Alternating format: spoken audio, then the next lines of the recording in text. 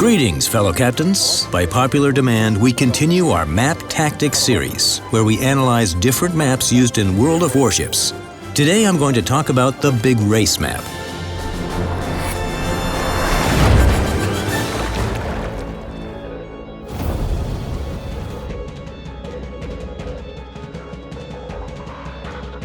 Big Race is one of the first maps in our game. From above, it resembles a shoal of little fish fleeing from a predator. This map is well balanced, it is very popular among players, and hasn't changed since it was introduced in the game. The Big Race map is intended for Tier 2 to Tier 5 battles. Currently, there are two game modes available, Standard Battle and Zone. Let's have a look at this map in detail. It has three pronounced areas: a bay with three islands at the foot of a mountain, a ring of islands in the center, and a relatively open area up top.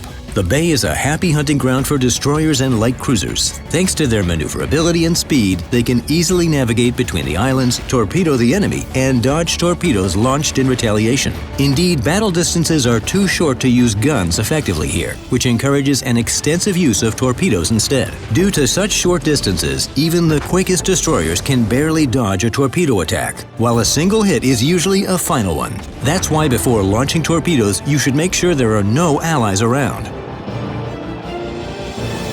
Obviously, if a battleship dares to join this dangerous gathering, she will hardly escape unscathed.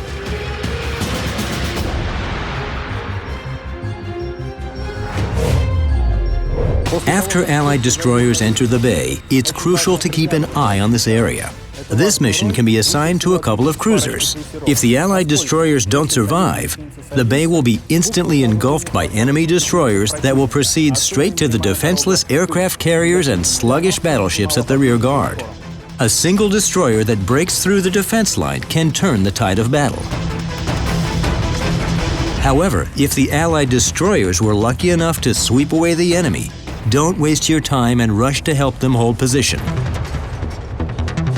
Cruisers are the best choice for this task, but battleships also shouldn't stay on the sidelines. If you notice that your allies have captured the bay, move there and support them with fire.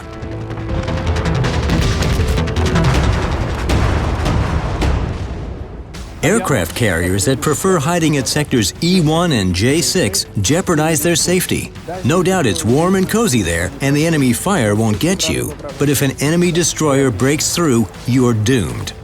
Staying at sectors A1 and J10 won't play into your hands either. It will take a long time for your aircraft to reach the target, which means that you'll bring less damage to the enemy, therefore less advantage to your team. The optimal positions are at sectors A3 to B3 or H9 to H10 depending on your starting position.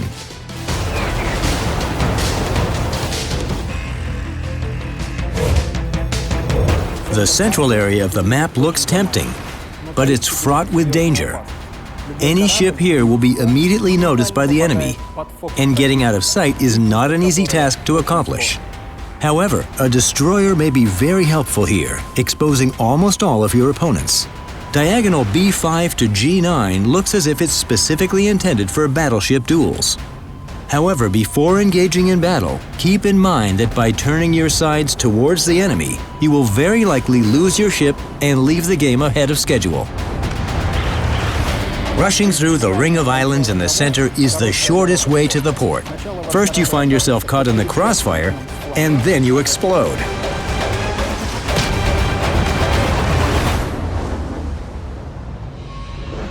The top of the map is usually the dominion of battleships.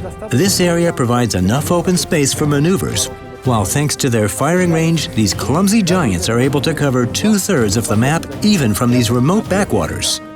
However, keep in mind that when moving along Line A or Line 10, if you start in the lower part of the map, don't get carried away with firing, or you'll bump into the edge of the map and lose your speed. Then your opponents will take the opportunity to teach you a lesson, so be careful.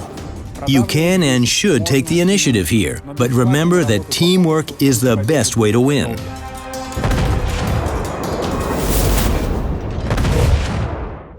Now let's talk about the game modes. When playing the zone mode, it's crucial to have at least one ship within the base area. It will allow you to prevent the base from being captured by the enemy, which is done by any number of ships within 60 seconds.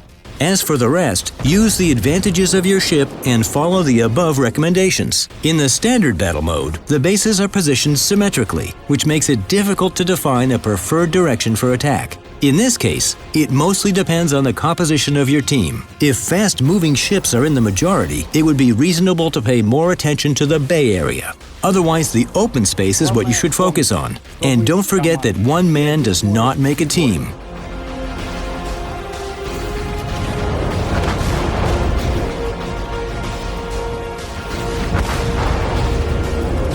Obviously, these are not the only possible strategies that can be used on this map. Add your comments to this video and share your ideas.